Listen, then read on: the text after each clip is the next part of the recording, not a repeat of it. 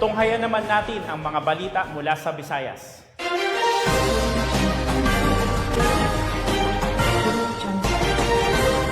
At sa bisa ng warrant of arrest, kalaboso ang isang lalaki dahil sa kaso nitong statutory rape sa Barangay Pasil, Cebu City.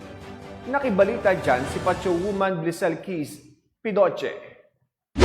Arestado ng Cebu City PNP ang isang lalaki sa kasong statutory rape sa Sitio Riverside, Concepcion Street, Barangay Pasil, Cebu City nito lamang makaraan. Kinilala ni Police Major Marvin Binoliro Figueredo, Station Commander ng Police Station 1 ang suspect na si Jomar, 35 anyos at residente na nabanggit na lugar. Batay sa ulat ng pulisya, bandang 1:30 ng hapon nang maaresto ang nasabing suspect sa bisa ng warrant of arrest para sa kasong statutory rape na walang rekomendadong piyansa. Ang matagumpay na operasyon ay bunga ng pinagsanib-pwersa ng Police Station 1, CCPO at Criminal Investigation and Detection Group, Regional Field Unit 7 Headquarters. Samantala, kasalukuyang nasa kustodiya na ngayon ng Police Station 1 CCPO ang suspect habang ipinibigay alam na ng kinaukulang korte ang pagkakahuli nito. Mayang adlaw sa tanan, kini ang inyong ubos nga alagad. Police Major Marvin Figueredo, ang kasamtangang hipi sa Police Station 1, Cebu City Police Office. Nag-auhag sa atong mga kaigsuonan padayon sa pagsuporta sa Philippine National Police, labi na sa pagbukod o kampanya batok sa mga wanted person nga pinangita sa atong balaod. Ako nag-auhag kaninyong tanan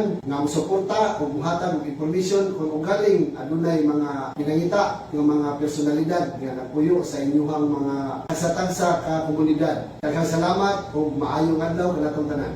Ang ating mga kapulisan ay patuloy sa pagpapaigting ng kanilang kampanya kontra lahat ng uri ng kriminalidad upang matiyak ang kaayusan at kapayapaan dahil sa bagong Pilipinas, gusto ng pulis, ligtas ka. Mula dito sa Cebu City, ako ang PNN correspondent, Patrol 1 Blisel Keys Pidoche, alagad ng batas, tagataguyod ng balitang pulis. Maraming salamat, Pacho Woman Pidoche.